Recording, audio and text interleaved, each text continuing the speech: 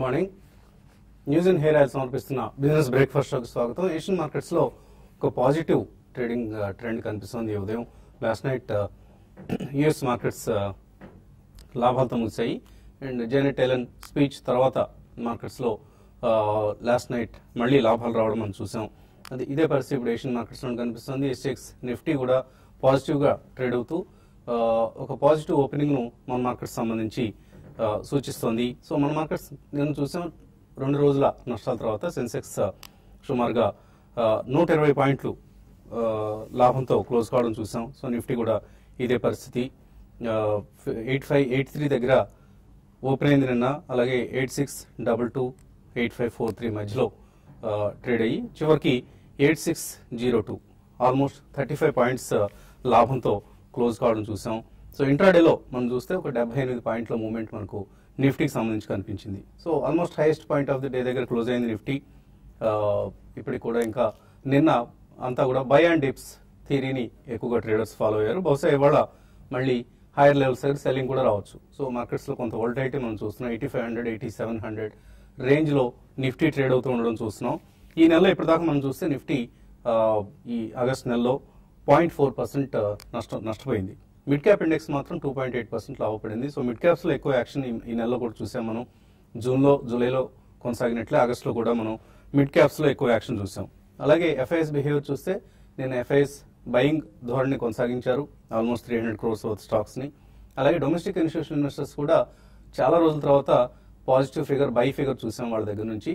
Of course it's a very minor buying like 18 crores ఎంతో buy చేయడం చూసాం. But selling కి కొద్దిగా కామా పెట్టడం నిన్నటి విశేషంగా చెప్పుకోవచ్చు. So 50-day moving average channel range ఏదైతే ఉందో 8475 8525 ఈ రేంజ్ కనుక నిఫ్టీ నిలబెట్టుకోగలిగితే మేబీ కొద్దిగా అప్వర్డ్ మూవ్మెంట్ మనం చూసే అవకాశం ఉంది. అదర్వైజ్ దీని కిందకు వస్తే మాత్రం మేబీ 8300 లాంటి లెవెల్స్ టెస్ట్ చేసిన ఆశ్చర్యపోవడం అవసరం లేదు. అదర్వైజ్ కొద్దిగా అప్వర్డ్ మూమెంట్ వస్తే 8700 లాంటి లెవెల్స్ పైన షార్ట్ కవరింగ్ భారీగా వస్తే మళ్ళీ ఒక ర్యాలీ కూడా రావచ్చు. సో కొద్దిగా రేంజ్ బౌండ్ ట్రేడింగ్ కే నిఫ్టీ మొగ్గు చూపడం మనం చూస్తూ ఉన్నాం. నిన్న కూడా చూసాం non IT non banking stocks లో లీడర్షిప్ పొజిషన్స్ చూసాం. Reliance Industries for instance top gainer. అలాగే ICICI of course it's a banking stock. Tata Motors 52-week high దగ్గర క్యూఎన్ రిజల్ట్స్ మార్కెట్స్ కు పాజిటివ్ సర్ప్రైజ్ ఇచ్చాయని చెప్పుకోవచ్చు టాటా మోటార్స్ సంబంధించి. సో మళ్ళీ స్టాక్ లైమ్ లైట్ లో ఉంది అండ్ ఫర్దర్ గా ర్యాలీ అయ్యే అవకాశం కూడా టాటా మోటార్స్ లో కనిపిస్తుంది. అలాగే జీ ఎంటర్టైన్మెంట్ స్పోర్ట్స్ బిజినెస్ అమ్మేస్తోంది అన్న వార్తలు, ఇతర కొంత పాజిటివ్ గైడెన్స్ జీ ఎంటర్టైన్మెంట్ నుంచి చూసాం. సో ఇలా కొత్త లీడర్స్ ఎమర్జ్ అయ్యారు. సో ఇప్పట్లో ఐటీ స్టాక్స్ అయితే కోలుకునే అవకాశాలు కనపడట్లేదు. సో ఇండెక్స్ సంబంధించి లీడర్షిప్ పొజిషన్ తీసుకునే అవకాశం లేదు. Maybe banking stocks like ICICI bank నేను చూసాం.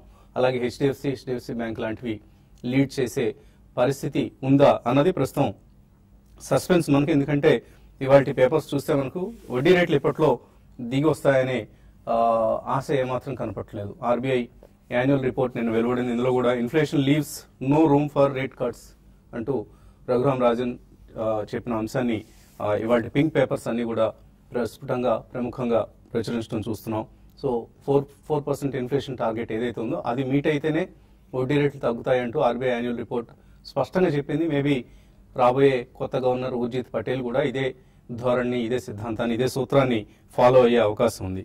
సో ఈ నేపథ్యంలో ఇండియన్ రూపీ ఎలా బిహేవ్ చేస్తుంది, అలాగే వడ్డీ రేట్లు ఎలా బిహేవ్ చేస్తాయి, ఇవన్నీ మార్కెట్స్ ధోరణిని ప్రభావితం చేసే అంశాలు. ఎందుకంటే ఇప్పటిదాకా చూస్తే ఈ ఇయర్లో 2016లో చైనీస్ యువాన్ తర్వాత మన currency worst performing Asian currency. So 1.5% ఇప్పటిదాకా నష్టపోయింది. సో రూపీలో అంత స్ట్రెంగ్త్ కనపట్లేదు. అండ్ రేపు మళ్ళీ ఉర్జిత్ పటేల్ వచ్చిన వెంటనే ఒక $26 billion డిపాజిట్స్ మెచ్యూర్ కాబోతున్నాయి. అందులో ఎంత ఇండియా నుంచి బయటకు వెళ్ళిపోతాయి, అవుట్ఫ్లోస్ ఎంత మేరకు ఉంటాయి, అవి $20 billion అన్న అంచనా మార్కెట్స్ లో ఉంది.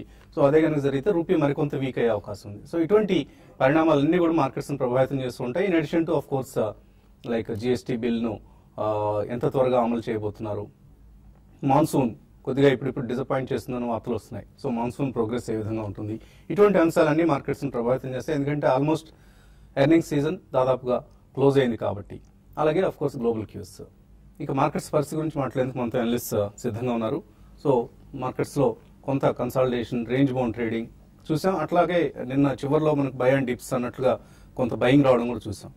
సో ఎటువంటి ధోరణి మీరు ఎక్స్పెక్ట్ చేస్తున్నారు? బేసిక్లీ అరౌండ్ 8500 దగ్గర మాత్రం చాలా స్ట్రాంగ్ రెసిలియన్స్ మార్కెట్ చూపిస్తుందండి. కాబట్టి మనకి పోను డెఫినెట్లీ కొద్దిగా 1 or 2 days మైనర్ కరెక్షన్ వచ్చినా కానీ definitely I think buying side ఉండడం మేల్ అని చెప్పొచ్చు. Probably it may correct by another 100-150 points 8500 నుంచి కూడా అది ఒక షార్ప్ కరెక్షన్ 1 or 2 days కూడా ఉండొచ్చు. బట్ ఓవరాల్ ఈ కన్సాలిడేషన్ ఫేజ్ లో మాత్రం డెఫినెట్లీ ఐ థింక్ పార్టిసిపేషన్ చేయాలండి. We cannot wait for valuations, ఎందుకంటే వాల్యుయేషన్స్ గేమ్ లో మనం వెయిట్ చేస్తే ఒక్కొక్కసారి వెయిట్ అనేది ఎటర్నల్ గా కూడా ఉంటుంది. In my opinion external news మనకి ఇమీడియట్లీ మాత్రం barring rate hike in USA which may happen in September అని అంటున్నారు చాలా స్ట్రాంగ్ గా ఈసారి. సో నెక్స్ట్ 2 days లో మనకి ఆ జాబ్స్ డేటా కూడా వస్తుంది. కాబట్టి ఒకవేళ అటువంటిది ఏదైనా వచ్చి నెగిటివ్ గా మార్కెట్ రియాక్ట్ అయితే మాత్రం definitely I think one should buy in the Indian stock market అనే చెప్పాలండి. Especially performing sectors like financials కానివ్వండి, ఆటోమొబైల్స్, ఆటో యాన్సిలరీస్, ఇటువంటి సెక్టర్స్ లో డెఫినెట్లీ కొద్దిగా ఎక్స్పోజర్ మాత్రం తీసుకోవాలి. రాబోయే కాలంలో we're entering into festival season and post that మనకి September and December quarter results will be better than even first quarter అనే ధోరణి మనకి చాలా స్ట్రాంగ్ గా వినిపిస్తుంది.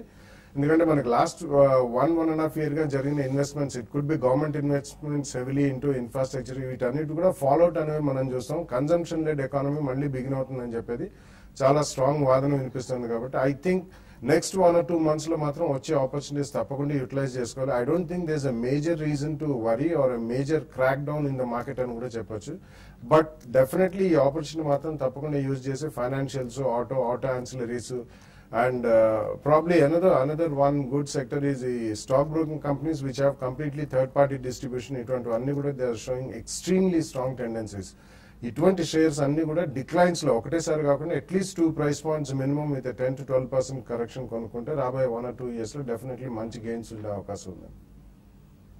సో ట్రేడర్స్ కి ఎటువంటి ఐడియాస్ ఇస్తారు వాళ్ళు ఇంట్రాడే కోసం? ఇంట్రాడే కోసం విషయాన్ని వస్తే మార్కెట్స్ చాలా వరకు రేంజ్ బౌండ్ ఉండే అవకాశం ఉంది. మనం చూస్తున్నాము గత ఒక 2 months గా కానీ చూస్తే ఒక రేంజ్ లోనే కొనసాగుతుంది. 8540, 8520 ఆ లెవెల్ అనేది మనకి సపోర్ట్ జోన్ గా ఉంది. At the same time closure గా 8680, 8700 అనేది రెసిస్టెన్స్ జోన్ గా ఉంది. నిన్న కూడా చూసాం లాస్ట్ 1 hour లో ఒక పుల్ బ్యాక్ ర్యాలీ చూసాము. అయితే ఈ రోజు కొంచెం గ్యాప్ అప్ లో ఓపెన్ అవుతుంది. అయితే అక్కడ నుంచి ట్రేడర్స్ మాత్రం కొన్ని సెలెక్టెడ్ స్టాక్స్ లోనే బయింగ్ తీసుకోమంటాను. ఎందుకంటే మార్కెట్స్ రేంజ్ బౌండ్ ఉన్నప్పుడు అన్ని స్టాక్స్ కూడా పెద్దగా పెరగకపోవచ్చు. ఈ రోజు కొంచెం నిన్న మిడ్ క్యాప్ యాక్షన్ కొంచెం తగ్గినా కూడా మళ్ళీ ఈ రోజు కూడా మిడ్ క్యాప్ మళ్ళీ పార్టిసిపేషన్ అనేది ఎక్కువ ఉంటుంది. కాబట్టి షార్ట్ టర్మ్ వ్యూతో చూసేవాళ్ళు ఎక్కువ positions selected mid cap counters లోనే బై చేయమంటాను. అందులో భాగంగా షార్ట్ టర్మ్ కోసము క్యాస్ట్రాల్ ఇండియా అనే ఒకటి బై చేసుకోవచ్చు. కరెంట్ లెవెల్స్ నుంచి ఈ స్టాక్ బాగా కన్సాలిడేషన్ ఉండి లాస్ట్ ఒక ఫ్యూ డేస్ బ్యాక్ ఒక అప్ ట్రెండ్ వచ్చింది. ఈ అప్ ట్రెండ్ కొనసాగి ఇక్కడ నుంచి ఒక అట్లీస్ట్ ఒక 10% దాకా నియర్ టర్మ్ లో పెరిగే అవకాశం ఉంది. అదేవిధంగా యూపీఏలో ఒకటి కూడా ఇది కూడా మంచి కన్సాలిడేషన్ నుంచి ఒక ఇంటర్మీడియట్ అప్ ట్రెండ్ ఉంది. దీన్ని కూడా పొజిషనల్ ట్రేడర్స్ కరెంట్ లెవెల్స్ లో బై చేసుకోవచ్చు. అయితే ఈ రోజు ఇంట్రాడేకి విషయానికి వస్తే కొంత హయ్యర్ లెవెల్స్ లో సెల్లింగ్ నిఫ్టీ ఎదుర్కొనే అవకాశం కూడా మనం రూల్ అవుట్ చేయలేము. 8640 ఆ లెవెల్ 8650 అనేది రెసిస్టెన్స్ జోన్ గా చెప్తాను. అక్కడికి వచ్చినప్పుడు కొంచెం కొన్ని వీక్ ఉన్న కౌంటర్స్ లో సెల్ చేసుకోమంటాను. ఈ రోజు కమాడిటీ మెటల్ బేస్డ్ స్టాక్స్ లో హైయర్ లెవెల్ లో కొంత సెల్లింగ్ రావడానికి అవకాశం ఉంది. అందులో భాగంగా రీసెంట్ గా టాటా స్టీల్ గా చూస్తే కొంత హై నుంచి కరెక్ట్ అయ్యి నిన్న కొంచెం అప్ ట్రెండ్ వచ్చింది. అది ఈ రోజు కొంచెం వీక్ అవడానికి అవకాశం ఉంటుంది. హైయర్ లెవెల్లో టాటా స్టీల్ ని 382 దగ్గర స్టాప్ లాస్ పెట్టుకొని ఇంట్రాడే కోసం సెల్ చేయమంటాను. ఇక బ్యాంక్ నిఫ్టీ విషయానికి వస్తే ఈ రోజు కొంచెం నిన్న వీక్ గా ఉంది. బట్ ఈ రోజు కొంచెం అవుట్ పర్ఫార్మ్ చేసే అవకాశం ఉంది. కొన్ని బ్యాంక్స్ లో నుంచి రికవరీ కావడం చూసాము. అయితే మా పొజిషనల్ ఇంట్రాడే కోసం ఓరియంటల్ బ్యాంక్ ఆఫ్ కామర్స్ ని ఈ రోజు డే ట్రేడర్స్ ఇంట్రాడే కోసం బై చేయమని చెప్తాను. ఈవెన్ బ్యాంక్ నిఫ్టీని కూడా అయితే బ్యాంక్ నిఫ్టీ మాత్రం ఇంట్రాడే కోసం బై చేయకుండా కొంచెం పెరిగినాక హైయర్ లెవెల్స్ లో ఇంట్రాడే కోసం సెల్ చేయమని చెప్తానండి. So mid and small caps లో హైయెస్ట్ యాక్షన్ ఉంది అని మనం చెప్పుకుంటున్న సమయం ఇది. కొన్ని స్టాక్స్ మొమెంటం చూస్తే చాలా ఆశ్చర్యకరంగా అనిపిస్తూ ఉంటుంది. నిర్వికార పేపర్ మిల్స్ ఈ కంపెనీ నిన్న 20% అప్పర్ సర్క్యూట్ లాస్ట్ క్వార్టర్ మనం చూస్తే 4 కోట్ల నష్టం ప్రకటించింది. అంతకుముందు క్వార్టర్ 4 crores లాస్ ఉంది. సో నష్టాల్లో ఉన్న కంపెనీ ఆల్మోస్ట్ 120 crores డెట్ కనిపిస్తుంది. బట్ 20% అప్పర్ సర్క్యూట్ దగ్గర నిన్న 2.5 లక్షల షేర్లు కొన్నారు. So this is the kind of speculation మన మార్కెట్స్ లో వాల్యూ లేకపోతే మాన్సూన్ ఇంకేవో రకరకాల థియరీలు చెప్పుకుంటూ పొద్దుగుచ్చుతూ ఉంటాం. ఈలోగా ఇటువంటి షేర్లు ఊపందుకొని విచ్చలవిడిగా పెరిగిపోతూ ఉంటాయి. సో మార్కెట్స్ లో ఒక్కోసారి మనం ఈ థియరీలన్నీ నమ్మడం మంచిదా లేకపోతే ఇటువంటి స్టాక్స్ లో జూదం ఆడుకోవడం మంచిదా అనే అనుమానాలు వస్తూ ఉంటాయి. నిర్వికార పేపర్ మిల్స్ ఇటువంటి స్టాక్స్ కి దూరంగా ఉండమనే మనం ఈ ప్లాట్ఫామ్ మీద పదే పదే చెప్తూ ఉంటాం. అండ్ మనకు బోనస్ గా శుక్రవారం తర్వాత మళ్ళీ మంగళవారం వచ్చేసారు Thumma Balaraj, certified financial planner. So ఏంటి మాకు ఇటువంటి సర్ప్రైజ్ గిఫ్ట్? ఫ్రైడే నేను ఉండట్లేదండి. ఓకే, ఫ్రైడే ఉండడం లేదు కాబట్టి మంగళవారం వచ్చేసారు. సో ఏ రికమెండ్ చేయబోతున్నారు ఇవాళ మ్యూచువల్ ఫండ్ ఇన్వెస్టర్స్? ఈ రోజు మనము మిడ్ క్యాప్ ఫండ్ అండి, ఫ్రాంక్లిన్ ఇండియా ప్రైమ్ ఫండ్ గురించి మాట్లాడదాము. 1993లో స్టార్ట్ అయిన ఫండ్, 23 ఇయర్ లాంగ్ రికార్డ్ ఉన్న ఫండ్ అండి. నిఫ్టీ 500 కి బెంచ్ మార్క్ అయి ఉన్న ఫండ్. లాస్ట్ 6 years లో చూస్తే కనుక బెంచ్ మార్క్ ని కానీ కేటగిరీని కానీ అవుట్ సైజ్డ్ గా బీట్ చేసి మంచి రిటర్న్స్ ఇచ్చిన ఫండ్. అండ్ లాస్ట్ 20 years లో కన్సిస్టెంట్ గా పర్ఫామ్ చేసిన ఫండ్ ఇది. ఎందుకంటే స్టాక్ పికింగ్ లో స్ట్రిక్ట్ ఫిల్టర్స్ ని వాడుతూ అండ్ క్వాలిటీ ఆఫ్ స్టాక్స్ ఏవైతే ఉంటాయో అలాంటి వాటిని పికప్ చేస్తూ buy and hold approach follow అవుతుంది ఈ fund.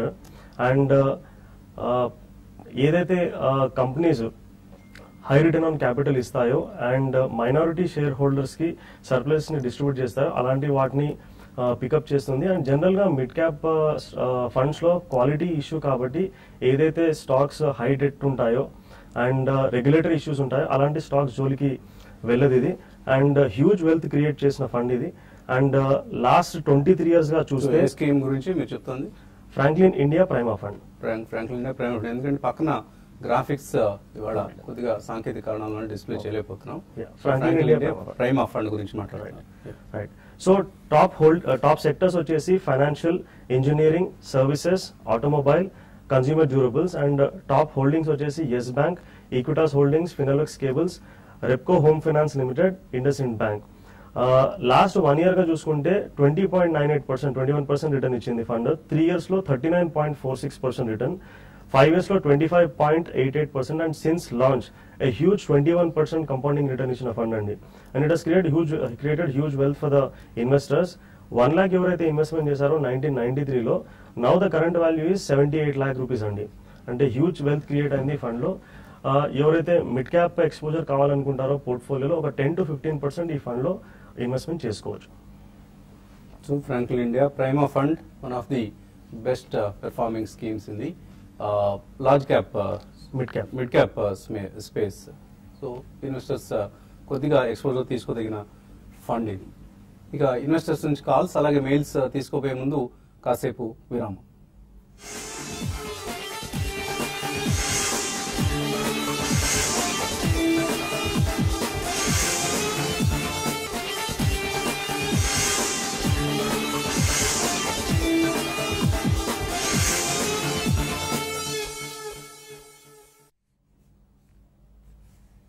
News and hair oil సమర్పిస్తున్న బిజినెస్ బ్రేక్ఫాస్ట్ షోకి తిరిగి స్వాగతం.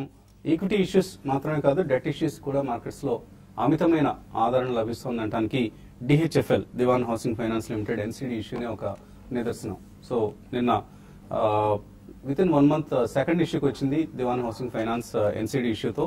సో ఈ ఇష్యూ 2,000 కోట్లు సమీకరించాలనే లక్ష్యంతో వస్తే నిన్న ఒక్క రోజులోనే 12,645 కోట్ల సబ్స్క్రిప్షన్, 6 times సబ్స్క్రిప్షన్ వచ్చింది. Of course company 8,000 crores worth over subscription ని రిటైన్ చేయాలని అనుకుంటుంది. సో మొత్తం 10,000 crores టార్గెట్ అయితే 12,000 crores నిన్నే వచ్చేసింది. September 12th దాకా ఈ ఇష్యూని ఓపెన్ గా ఉంచుదాం అనుకున్న కంపెనీ ఇవాళే ఇష్యూని క్లోజ్ చేయబోతోంది. సో ఓవర్ సబ్స్క్రిప్షన్ అమౌంట్ ని ఎంత మేరకు ఇంకా పెంచుకుంటారా లేదా ఓన్లీ 10,000 crores వరకే రిటైన్ చేస్తారన్నది, ఎందుకంటే మంచి కూపన్ రేట్ ఇది. ఇప్పుడున్న ఇంట్రెస్ట్ రేట్స్ తగ్గుతాయన్న వార్తలు వస్తున్న నేపథ్యంలో రిటైల్ ఇన్వెస్టర్స్ కి ఆల్మోస్ట్ 9.25% రిటర్న్ వస్తుంది. సో 3 to 7 years టెన్యూర్ ని సెలెక్ట్ చేసుకుంటే 9.1 నుంచి 9.25% వరకు రిటర్న్ వచ్చే కూపన్ రేట్ ఇస్తున్న ఇష్యూ ఇది, DHFL NCD issue. So equities తో పాటు డెట్ మార్కెట్ కూడా చాలా అట్రాక్టివ్ గా యాక్టివ్ గా ఉన్న సమయం ఇది. కాలర్స్ లైన్ ఉన్నారు. మొదటి కాలర్ కృష్ణ, హైదరాబాద్ నుంచి. హలో.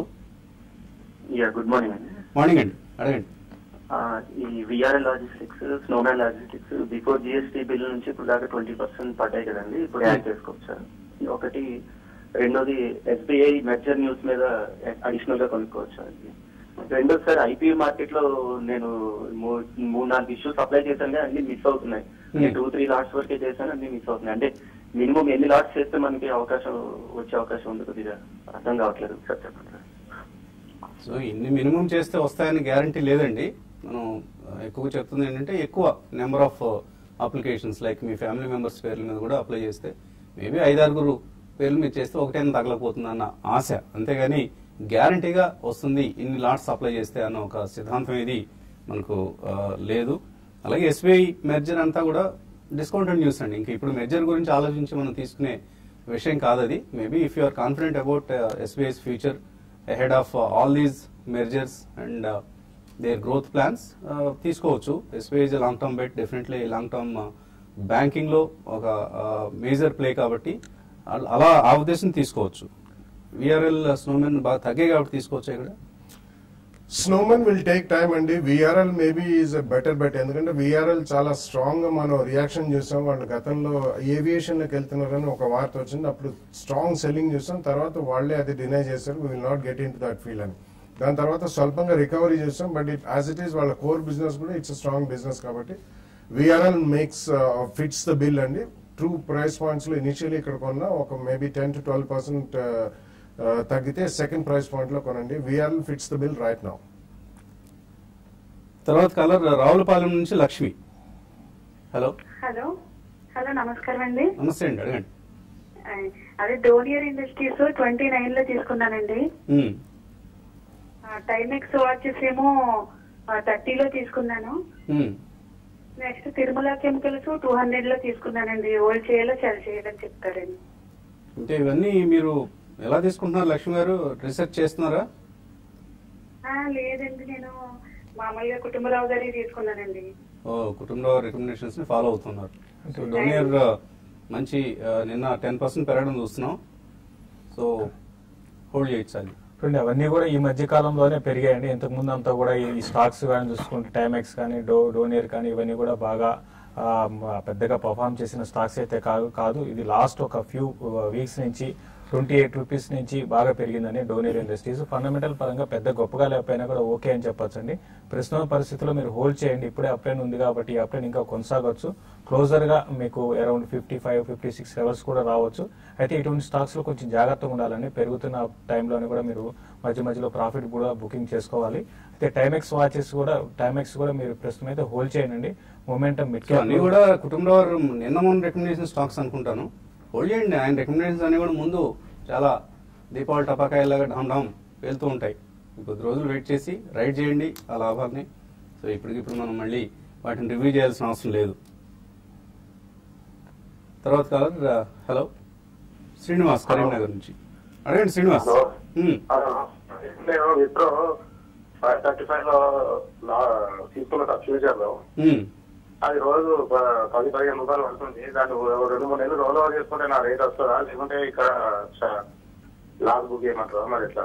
విప్రో ఫ్యూచర్స్ విప్రో నిన్నటి రోజు 52 వీక్ లోకి టచ్ అయిన స్టాక్ అండి. ఇప్పుడు కూడా ఇంతకు ముందు ఎప్పుడు లాస్ట్ ఒక 3-4 ఏళ్లలో విప్రో ఈ విధంగా డౌన్ ట్రెండ్ అనేది కనపడలేదండి. ఈవెన్ ఐటీ స్టాక్స్ పడుతున్నా కూడా అవుట్ పర్ఫార్మ్ చేసింది. ప్రస్తుతం ఇది ఇంకా వీక్ గా ఉండే అవకాశం ఎక్కువ ఉందండి. ఈవెన్ 440 లెవెల్స్ కూడా టెస్ట్ చేయొచ్చు. ఇంకోటి మీరు ఫ్యూచర్ లో తీసుకున్నప్పుడు ఈ విధంగా పోస్ట్ పోన్ చేస్తూ అంటే మీరు లాస్ బుక్ చేసుకోవాలి, బయటపడాలి. అంతేగాని నెక్స్ట్ మంత్ రోల్ అనేది మంచిది కాదండి. బెటర్ ఏంటంటే ఇప్పుడైనా కూడా ఒక ర్యాలీ రావచ్చు వీటిలో ఐటీ స్టాక్స్ లో. వచ్చినప్పుడు విప్రో నుంచి మీరు బయటికి వచ్చేసి వేరే మంచిగా మనం చూస్తున్నాం మిడియన్ స్మాల్ క్యాప్ లో మంచి ర్యాలీ చూస్తున్నాం. అటువంటి వాటిలో మీరు సెలెక్టెడ్ క్వాలిటీ స్టాక్స్ లో ఇన్వెస్ట్ చేసుకోవడం మంచిదండి. ఓకే అండి. సో ఈమెయిల్ సందేహాలు కూడా మనకు చాలా అందాయి. అండ్ అఫ్ కోర్స్ మనకు సమయం కూడా మించిపోతుంది. 1-2 సందేహాలకి సమాధానం ఇచ్చే ప్రయత్నం చేద్దాం. తణుకు సత్యనారాయణ అడుగుతున్నారు, దాల్మియా భారత్ షుగర్ 105 రూపాయలు లాంగ్ టర్మ్ కోసం హోల్డ్ చేస్తున్నారు, మంచి స్టాక్ అనేది. It's a combination of both. Sugar basically sugar కొద్దిగా ఎక్కువ ఉందండి, అండ్ కొద్దిగా సిమెంట్ కాంపోనెంట్ కూడా ఉంది. సో డెఫినెట్లీ ఈ రేట్లో మాత్రం ఉంచమనే చెప్తాను. గోయింగ్ ఫార్వర్డ్ కొద్దిగా next September and December quarters లో క్రషింగ్ సీజన్ ఎక్కువైన తర్వాత దే విల్ హ్యావ్ గుడ్. అక్కడ మీరు ప్రాఫిట్స్ ఉంటే మాత్రం డెఫినెట్లీ బుక్ చేయండి. ఓకే అండి. అలాగే ఒక మెయిల్ వచ్చింది మనకు, నాగకిషోర్ పంపించారు, profit your trade account suspend అయింది అంటూ మెసేజ్ వస్తుందని. అది మన సర్వర్ని మార్చడం జరిగిందండి. అందువలన మేబీ ఇంకా అకౌంట్ సైట్ యాక్టివ్గా అయినట్లేదు. కొద్దిగా సర్వర్ చేంజెస్ కారణంగా అంతరాయం కలిగింది, క్షమించాల్సిందిగా కోరుతున్నాం. మేబీ ఫ్యూ అవర్స్ ఉంటుంది అనుకున్నాం, బట్ ఎంతసేపు పడుతుందని అనుకోలేదు. Maybe within next few hours మళ్ళీ profitovertrade.in వెబ్సైట్ యాక్టివ్ అవుతుంది. So please bear with us. ఇక TV5లో ఈ కార్యక్రమాన్ని ఇక్కడితో ముగించి మళ్ళీ మనం youtube.com/tv5money/live ఈ ఇంటర్నెట్ ప్లాట్ఫామ్లో కలుసుకునే సమయం ఆసన్నమైంది. చిన్న బ్రేక్ తీసుకున్నాం. బ్రేక్ తర్వాత యూట్యూబ్లో మళ్ళీ TV5 మనీ వేదికగా బిజినెస్ బ్రేక్ఫాస్ట్లో మళ్ళీ కలుద్దాం.